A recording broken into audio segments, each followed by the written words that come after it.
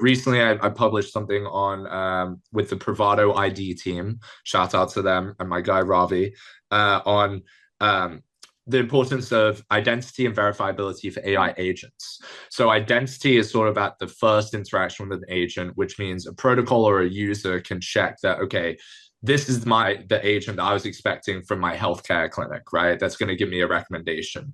The verifiability comes in at the end to ensure that the output you receive is like from your inputs and is legitimate and not sort of substituted. And I think both are ways that protocols and apps and users can sort of gate their interaction with AI, right? And therefore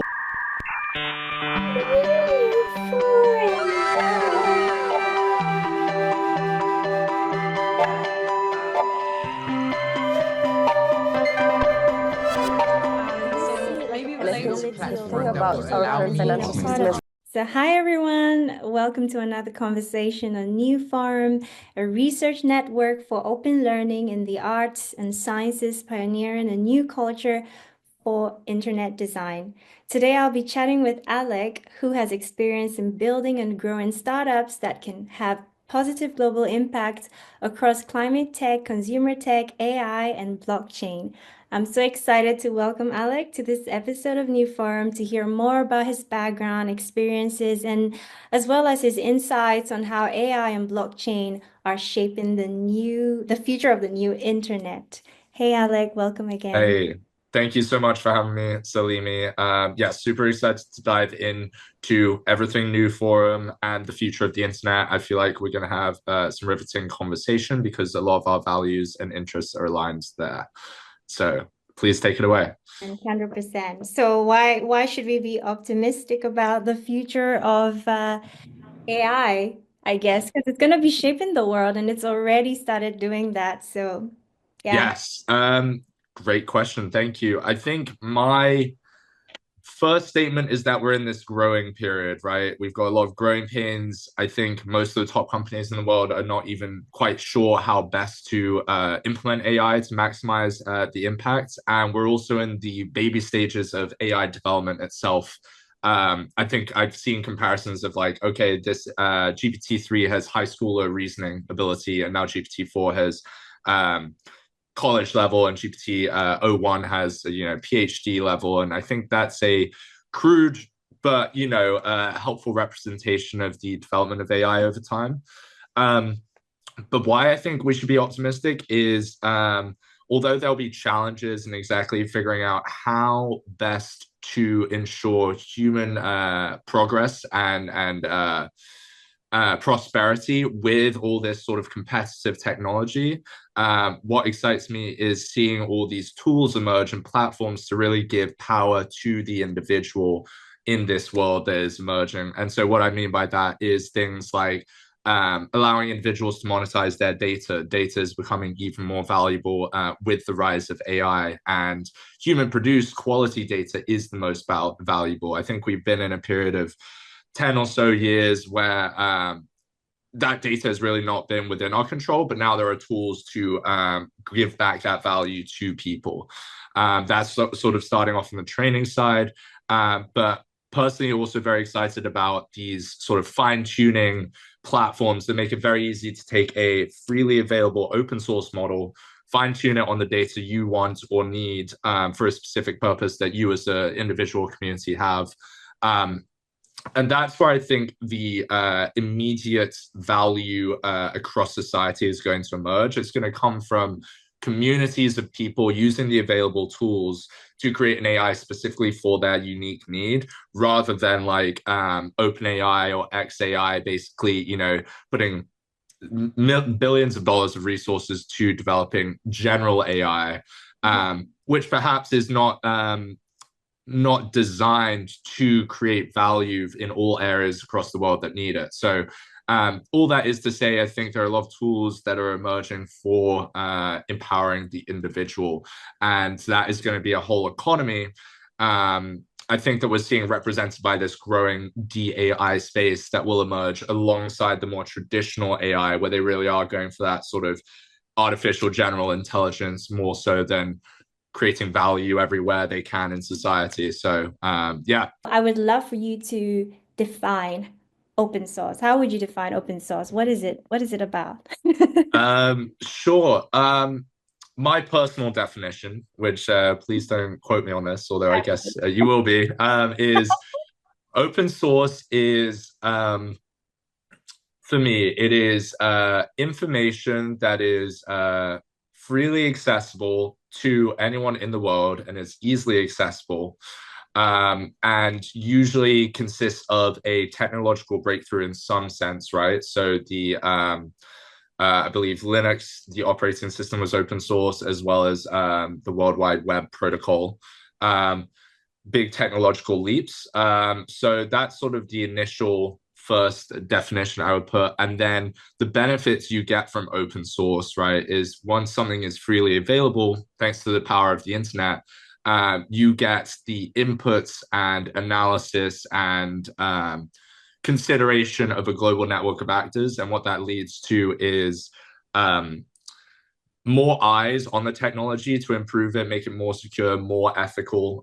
You have more opinions, making the use and potential of the technology more diverse, and I would argue more human aligned as a whole.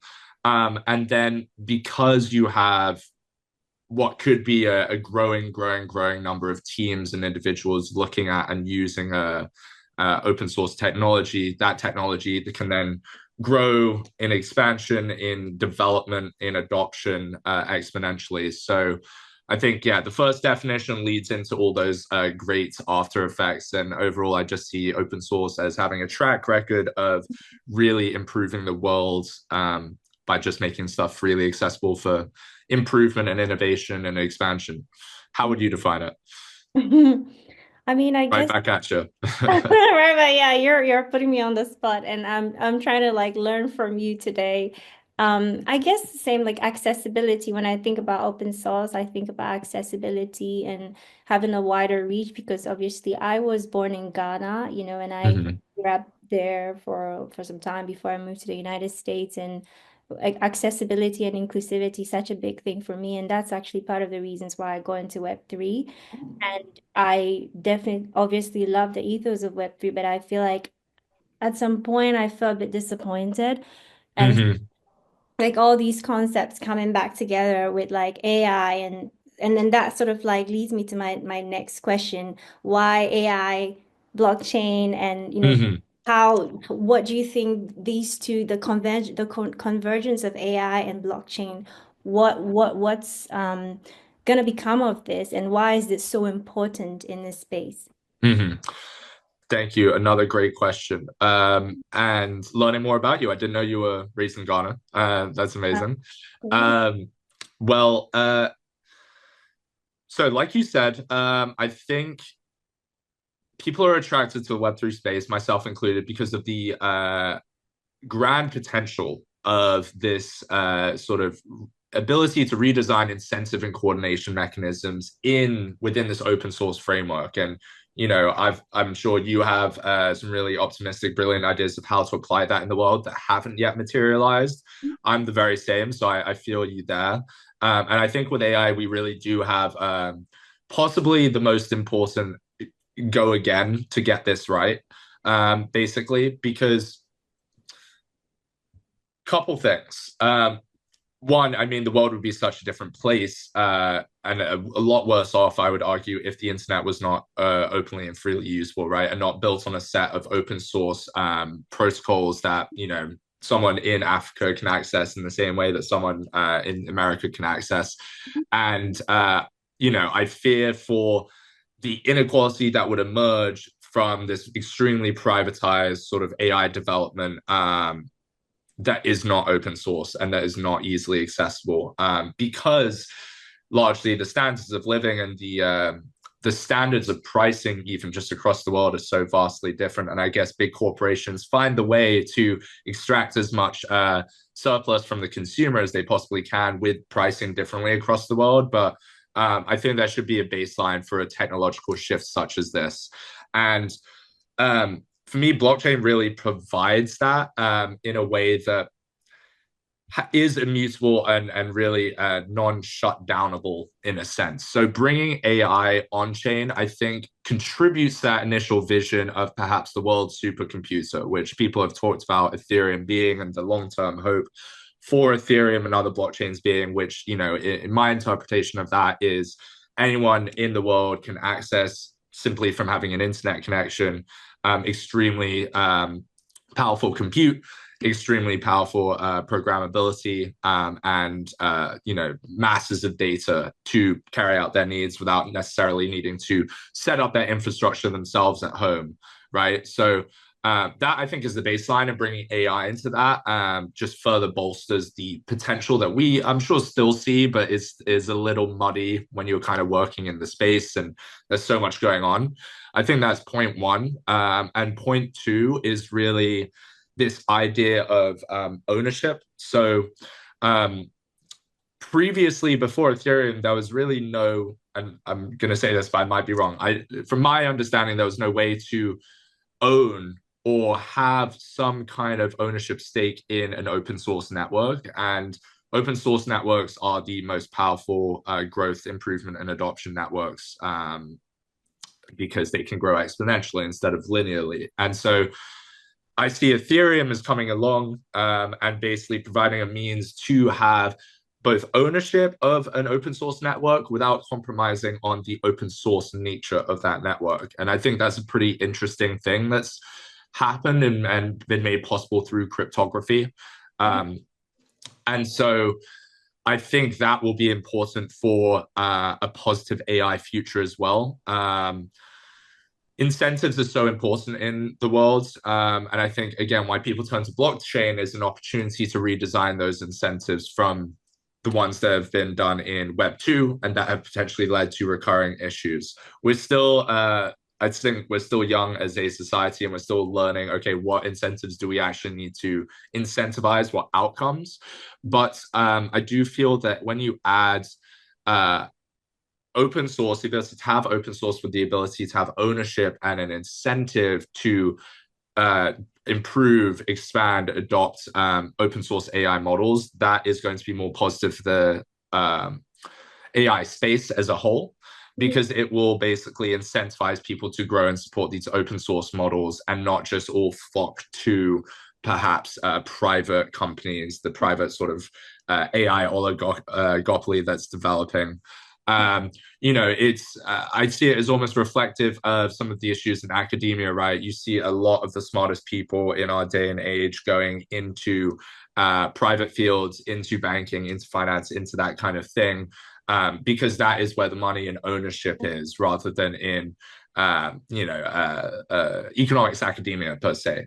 And so I think AI and blockchain provide a way for incentivizing researchers and continued research and application of AI to benefit humanity, while also incentivizing people in the right way. But that was super long-winded, but that's my general color on AI and blockchain. Yeah, those are great points. I'm curious, would you say that, well, could there be sorry, could the development of decentralized AI be possible without the blockchain technology? I think there are different ways to go about it. When you don't have all these, I think Bitcoin in its design is elegantly simple, right? And I think Ethereum takes that and expands it a bit. But what we're seeing right now is so many actors looking to get involved and layer up all these complex infra layers. So I think perhaps what is happening right now in the space is not the simplest approach, but I do think distributed ledger technology is for me at least, in my limited technical understanding, the logical approach for having an open source sort of ledger that is programmable in some cases, while also enforcing scarcity. So I'm not personally familiar with other ways to really do that easily. Okay, let's talk a bit about the importance of community and collaboration, and how do you see these two important elements contributing to this future that you're optimistic about? Awesome. What a perfect question for this interview, because I think one thing that I see time and again in what NEWFORUM is doing is establishing and driving this really strong, diverse, interesting, exciting community and culture. That's why I'm so happy to be here talking with you and talking to your audience, because um, you guys set up groups, you set up meetups, you set up really events to really pool the collective knowledge and insight and vision for the future, which I think is important. And when you're so caught up in driving your own business forward, you just don't give yourself time to really do that. And so I think what NEWFORUM is doing is really special. And that's because that community and that culture is so critical to maximizing the benefits of an open source technology. For the same reason that I think we're going to see a lot more value emerge from giving people and communities the tools to develop their own AI models, is the same reason why I think community and culture and what is happening in the space, particularly the DAI space, all companies are talking to each other, sort of understanding what different approaches they're taking and how they can fit together. I think that's the best way to maximize the value of this space. You have more diverse thought, you have more discussion, more collaboration, more sort of camaraderie in a sense. I definitely feel that, I'll be able to get on Twitter Spaces and other things with people that in traditional companies might consider each other competitors. But really, I just think we're taking different approaches to coordinate more empowerment for the world through this technology. And yeah, I think really getting connected with NEWFORUM and NEWOS all that time ago, something that isn't perhaps being discussed enough, but I think you guys really have the long-term vision for, is this idea of how do we set up artificial general intelligence by coordinating all the efforts of all the AI teams building in this space. And I think that is something definitely worth exploring. I really don't know what it looks like, but the ability, if there was some mechanism or infrastructure design of, let's say a supermassive LLM, right, that can pool all the efforts of all the agents and all the models and all the systems put out there and have some, RAG-based data augmentation. I think that will lead us with the most human-aligned, value-creating, and positive AI for the future, I envision.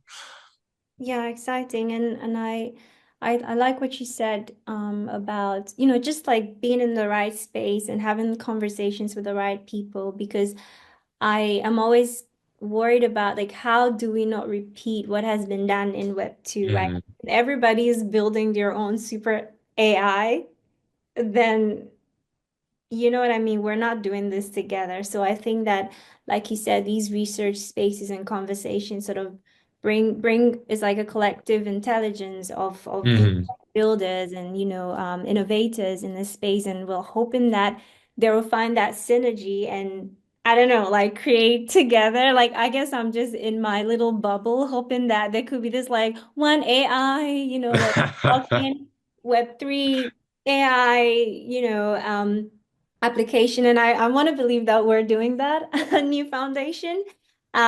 But yeah, I'm always just concerned about ethical stuff and how do we avoid not going back doing the same thing, I right? think that's important to touch on. And just to jump in quickly, yeah, I mean, I think we're even seeing problems right now with privatized AI, right? And sort of if we're talking about not wanting to make the mistakes that privatized AI is making currently, and how do we differentiate ourselves?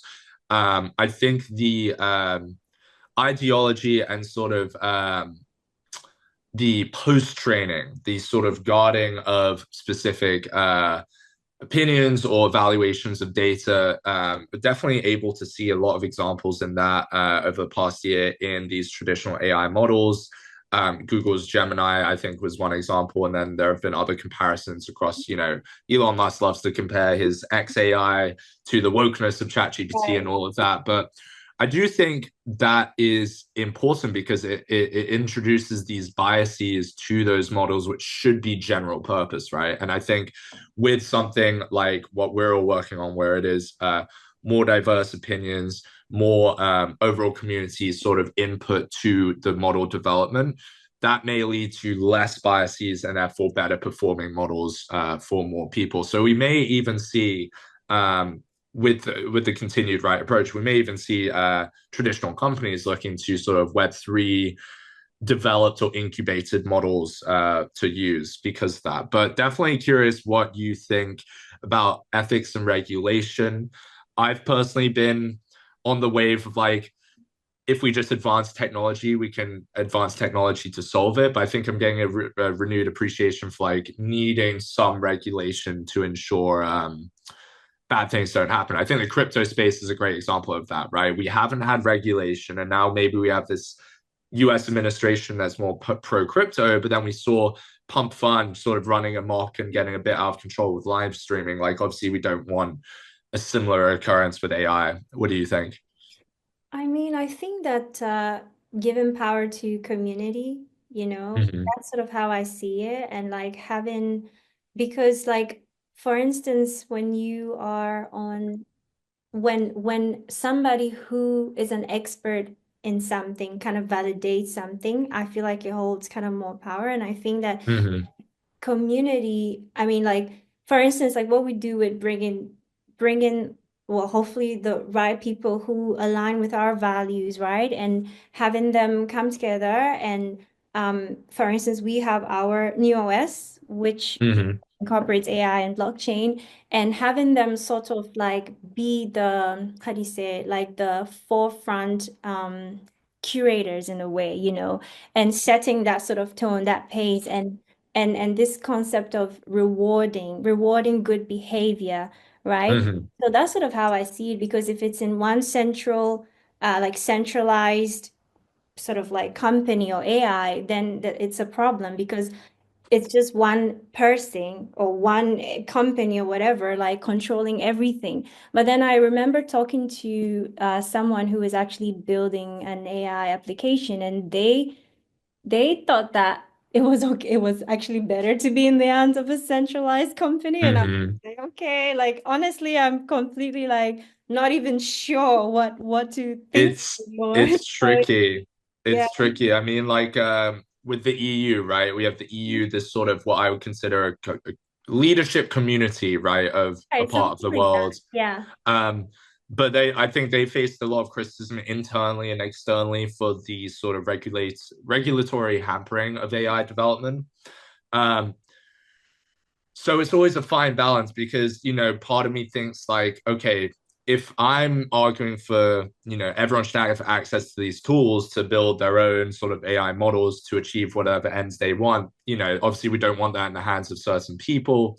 And then that clashes with this principle of blockchain, which is this censor resistance, open access, and mutability. So it's certainly interesting, and I think it's just going to be a very complex, evolving space where very. the foundations we're laying right now say not perhaps going to be as interoperable. They're going to seem archaic perhaps to the developments in the future, and I think you'll need all kinds of sort of solutions. So recently, I published something on with the Bravado ID team. Shout out to them and my guy Ravi on um, the importance of identity and verifiability for AI agents. So identity is sort of at the first interaction with an agent, which means a protocol or a user can check that, okay, this is the agent that I was expecting from my healthcare clinic, right? That's going to give me a recommendation. The verifiability comes in at the end to ensure that the output you receive is like from your inputs and is legitimate and not sort of substituted. And Yeah. I think both are ways that protocols and apps and users can sort of gate their interaction with AI, right? And therefore perhaps limit some of the negative scope of, I can totally see AI models that are designed to scam people, right? And trick them into giving them something. And that's a good way to combat that. Mhm. But where does, then you sort of introduce this norm of having this gateway for services and features and apps that, could perhaps be tied to a social score or something, or if that ever happens. So Exactly. it's I don't know. I think we'll probably see a landscape where we have the sort of safe world of online and blockchain, and then we have this sort of I know people like to describe Ethereum as like this dark forest, and I think we'll just have an even scarier dark forest with like AI bots ready to sort of trick and finesse you in some way. Yeah, I mean it's really scary. There was a quote from by Matthew. I need to get Linera. He's the Hmm. founder of Linera, and he said we need to save AI from itself. You know, and I Well, you think got to teach it, right? Like you, like a child almost. yeah, Teach values in a sense. You know, we as children, before we get all this knowledge, we forced to go through, you know, years of basically social and moral development, right? And how do we give that to AI? That could be interesting discussion for new OS. How do you instill ethical principles in AI? I like that. And I think one of my struggles is just like the data. How are they, where are they getting data to train the AI? And Mm. like all of that is a bit scary. And We're already in this Wild West, by the way. I know that plenty of companies have been doing these massive deals with AI companies to give data that they've collected from sort right. of human and internet users' complacency about their data over time. And, you know, I think it's a lot of the time it's too much for just people to handle, you know, reading this whole, you know, terms and conditions. People don't make, companies don't make it easy, but we're already seeing this misuse of data, I would argue. Mhm. May I ask if are there any exciting applications of this DAI that you're currently seeing or like Mm. been working on? Um, Yeah, well, I think some interesting ones. So at Aura, we have this initial model offering sort of framework whereby we tokenize AI models in a way that allow has sort of this intrinsic revenue sharing built in, and we see that as a good way to support public good AI models, really open source models that anyone can sort of join the community, join the ecosystem, and get exposure to the benefits of the use of that model across the world forever and for continued improvement. But recently, I was super excited to see the different proposals that teams have been making to Mm. submit and to create their own tokenized AI model. We just had a Buddhism AI models. So an AI model trained on the spiritual teachings of Buddhism and sort of the official texts. So I thought that was interesting. And purely because it's a route that I think a lot of people don't think about for sort of AI to combine with spirituality. But um, I don't know, that got me excited to think about how when as AI gets more and more deeply integrated in our lives, whether through wearables or our applications or you know, dare I say it, Neuralink in the far future, and you almost have an AI companion Yeah. thinking alongside you or something, I think you'll really be able to design your life experience in a way that wasn't possible before. So having, for example, having a spiritual companion guide for everything you're doing to really, if that is your goal, to really achieve Right. enlightenment in line with the Buddhist teachings, you know, perhaps there is truly a way to get that guidance 24/7. And I think that's interesting. That's a bit more esoterical out there, but that was just something I was excited by. Another one we're seeing is the longevity model, specifically trained for longevity recommendations for individuals. Um, but in terms of overall, the most exciting thing I am seeing, oh, here's what it is.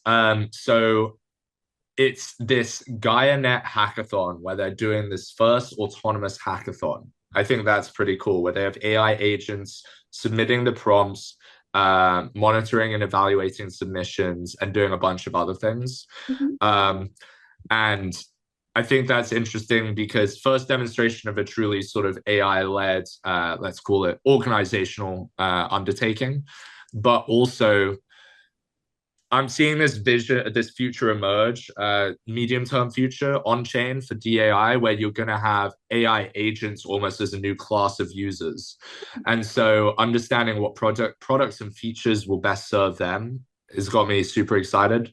Yeah. So seeing things like this autonomous agent hackathon, maybe that's more attractive for other agents to submit ideas to in the future. There have been a couple different games, so smart contract games, like, oh, come in and trick this agent into releasing the pool of money to you. Some humans have been successful, but I wonder how agents would interact with those kinds of things if they are focused on profit generation or something. So I think to summarize, just excited about the landscape of things for agents to interact with that is developing. I think we're just scratching the surface. We're just doing these Twitter bots, but there's so much more that can emerge. And again, more that will emerge as a result of just ecosystem complexity. I think when people have thousands of agents that they've spun up and so maybe forgotten about and are Right. just prowling the blockchain, what effect does that have on protocols? How do these users amass together or interact with each other when they no longer really are being maintained in a sense or changed? I think that's super interesting. But I yeah, think everyone should be, because from what you're saying, it sounds like agents could be an extension of like our avatar in quotes, like an extension of us, yeah, right? And so I think we all must be responsible. So if this agent goes rogue yes, and does something crazy, then we have to kind of like trace it back to who is responsible for yeah. agent, because it has to be like that. If not, then it's just gonna be messy and chaotic, right? And obviously lately, like the word agent is it's a buzzword. Everybody's like throwing it Mhm. everywhere. And I think that it reminds me of metaverse, Yeah, and then yeah. also even DAOs, right? And so let's see where all of that Maybe we'll hit that moats, the same right? moats, Yeah, where suddenly we're exactly. like, oh, these things aren't autonomous and actually don't do anything interesting on chain. They just keep creating random tokens forever. That would be a moat, I think, like you're saying. Yeah. But it's um it's interesting because I don't think even in the real world we've still tackled how best to regulate technologies. Like you were saying, like if an agent is yours, really you should be held responsible in some capacity, right? But we've just seen the U.S. Courts overturn the Tornado Cash ruling, right? Where previously these developers of Tornado Cash were going to jail for money laundering, but that was recently overturned because code is free speech. So I think we're still that probably doesn't give either of us confidence, but we're still figuring it out. Yeah, we are, Alec. I'd love to hear a bit more. We kind of like skipped that part, but I'm interested in Mhm. Alec. Who is Alec, and Right. what are you working on you as like personally, and what's a bit about your background? I think it would be nice Yes. to touch on that a bit. Yes, absolutely. Always happy to speak about myself, of course. I think that's like, yeah, given everyone is, yeah. Right, right. Every single one of your podcast guests, I'm sure. Yeah. Yeah, so I originally did my undergrad studies in sort of climate tech science and entrepreneurship. I was super interested, sort of as my blurb says, I really want to positively impact humanity. And if I can do that while making some money through a business at the same time, I think that's my perfect life outcome for my career. And so I was originally really drawn to climate tech. I learned a lot about climate change in school and the impacts that has on the world and people. And I saw that really as uh, this huge looming challenge that seemed an obvious hurdle for human civilization to thrive into the future. Um, Went through college, was involved in a couple different startups within the climate tech realm, and then was looking for a new opportunity and something that came across sort of my desk per se. And that was my first look at AI pre ChatGPT. It was more in sort of ML algorithms and recommendation systems. So was working with a friend on his startup, which was a imagine like a TikTok but for e-commerce, and really it's getting it's ML based and sort of a data company underneath all of that. So recommending people items of clothing they'd like and that kind of thing. that was a great challenge, great exposure to growing a startup and AI, really, or the fundamental underpinnings of AI. And then sort of stumbled into Web3, Mm, really got excited about the coordination and incentive creation potential to apply to different problems I saw in, climate and other things like that, different areas of the world, coming with this really idealistic vision of how to apply these things. Um, it's funny because I look at, we're still early, but I think a lot of the idealism has not materialized, and it will be interesting to explore why that is. But looked at a bunch of different chains and protocols and things, and got involved in Helios, which basically democratizes solar project investment across the world. So I found myself at this intersection of blockchain and climate, or it's called refi, regenerative finance. Really trying to use blockchain to catalyze impact across the world, whether it's sort of in really showing people who donate to charity exactly the audit trace of their money to someone who needs it. Um, um, or this project I was working on, basically allowing anywhere in the world to invest in high impact solar projects. So that was pretty cool because that was like my introduction to fintech, where mm, you can, this company is creating a way for people to earn 10 to 20% yield on their US dollar by investing in solar projects across the world, where they sort of have these power agreements with businesses, residences, companies. So that was super interesting. That's the one of the only crypto protocols I've seen where the yields actually comes from something uncorrelated with crypto entirely, which is just the sun shining. So that's sort of been my trajectory. Did a master's in business and then ended up at Aura. I went to the Story Protocol hackathon and met the Aura team there. And yeah, Story Protocol I was initially really drawn to because I think their idea of sort of revolutionizing the IP industry just to me immediately speaks to giving individuals and creators more empowerment and more long-term sustainability for their work. And then I stumbled into Aura and sort of first first had to understand what blockchain and AI could mean. But again, I think it's pretty clear I have this idealistic, optimistic way of looking at things, and that is what I try and materialize in my career. So I was very happy to join Aura and really drive this open source AI movement, because I've been reading for ages. So many AI researchers think misaligned AI will lead to the downfall of humanity. And so the logical way for me to think about how to get aligned AI is to have as many people access and improve and contribute to that as possible. So that's sort of where I am. On, just personally, I love reading physics, philosophy, stuff on the nature of reality, all that stuff. So big picture ideas, um, frontier technology. Yeah, that's just a bit about me. But I guess that's the type of person that's drawn to this space. I guess I'm sure you're very similar, and I've met a lot of people who are like-minded and share the same sort of goals, missions, interests. mm-hmm. I'm just like curious, what made you so fascinated about like startups?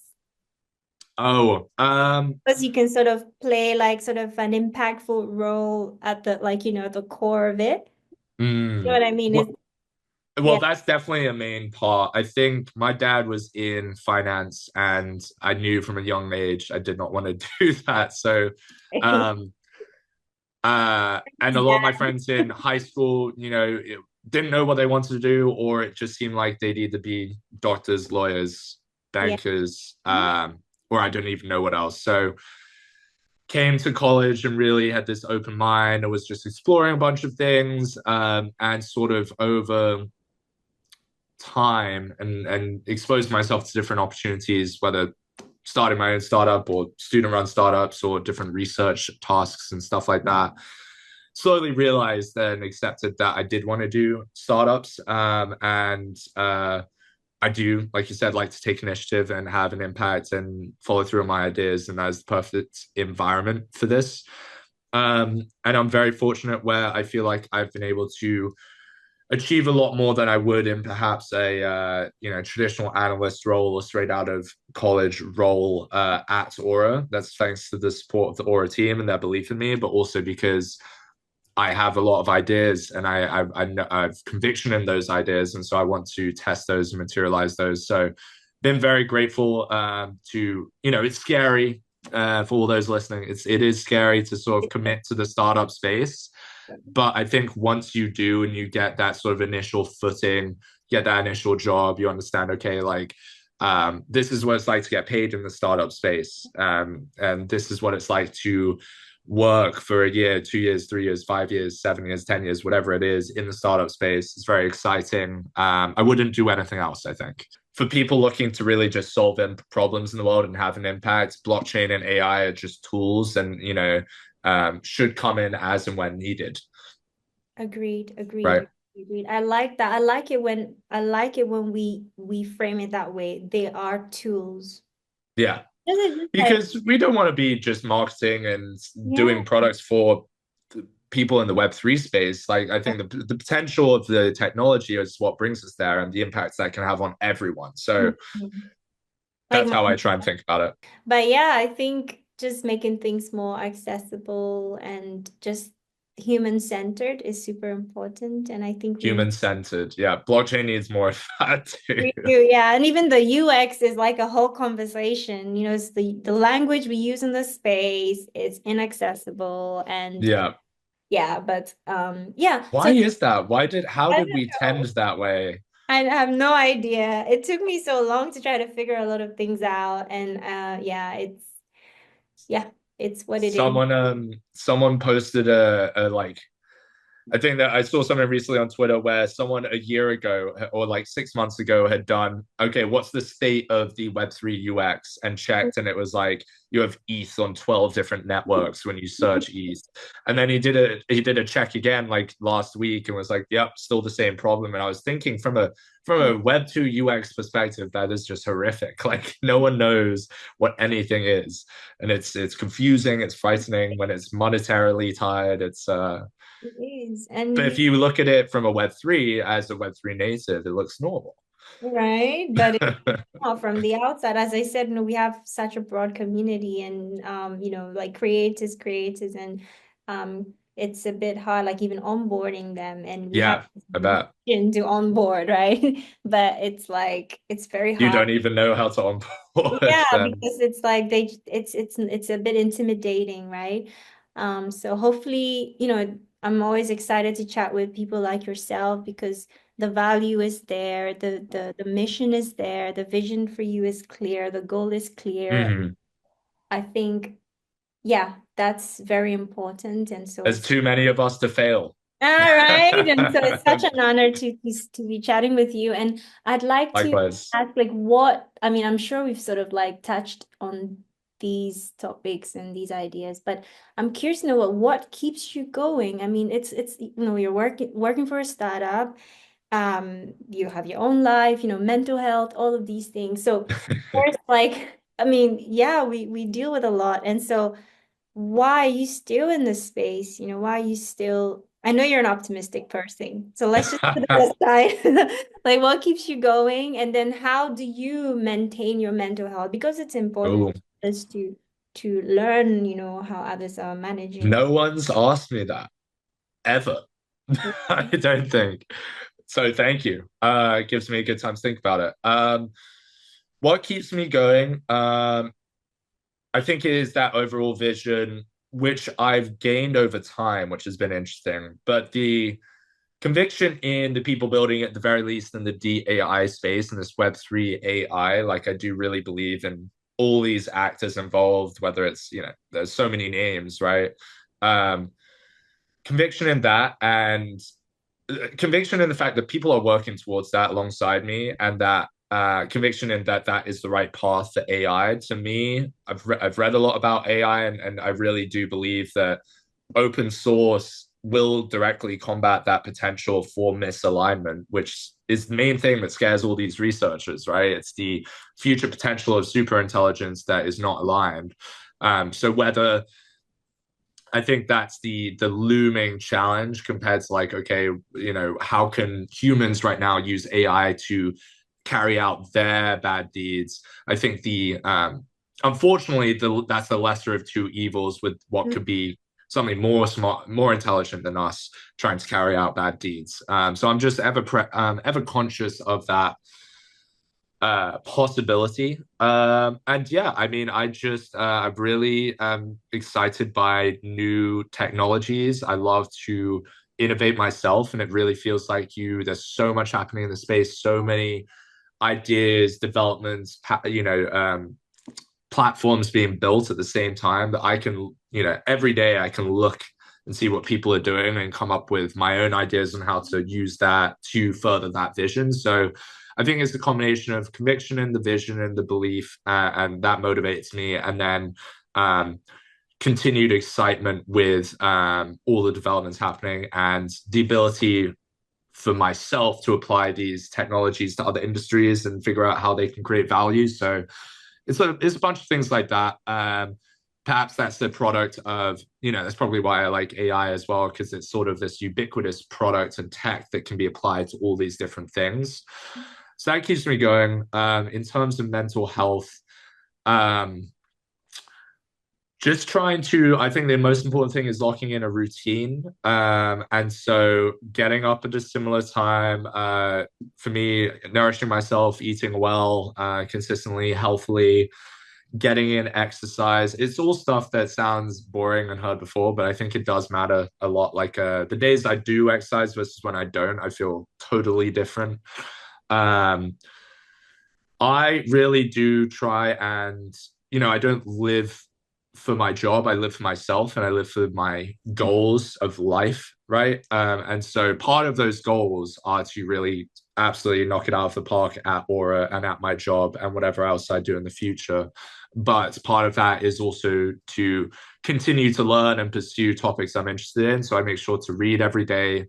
For a while I was trying to do like creative writing every day, just, a short sentence or something. So for me, it's fitting into each day sort of a 1% progress towards, my 5 or 10 broad life goals. So I love skateboarding, but you have to do that all the time to get good at it. So I try and do that every other day.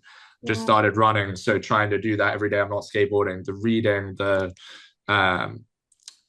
designing clothes and different stuff like that. I am into fashion slightly, so why are you doing that now? We need to chat. I know.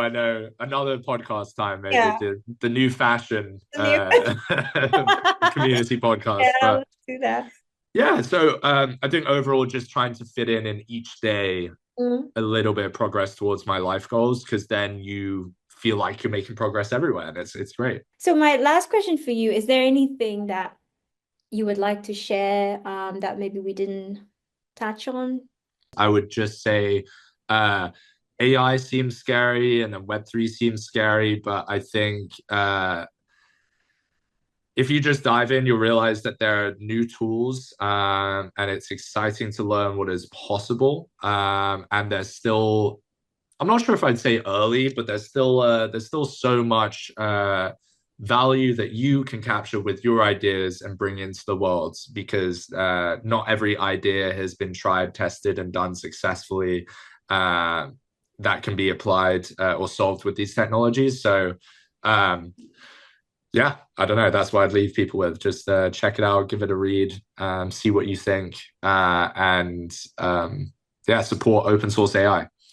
Support open source AI. Mic drop. Mic drop. Yeah, that's so awesome, Alec. You're super cool. I always say likewise. Saying that live. And where can our listeners and community find you on your social platform? Yes, I am at 0x Alec James. That's Alec with a C on Twitter, or you can find me on LinkedIn, Alec James, from the Aura protocol company page. That's me. Thank you so much, and thank you all for tuning in.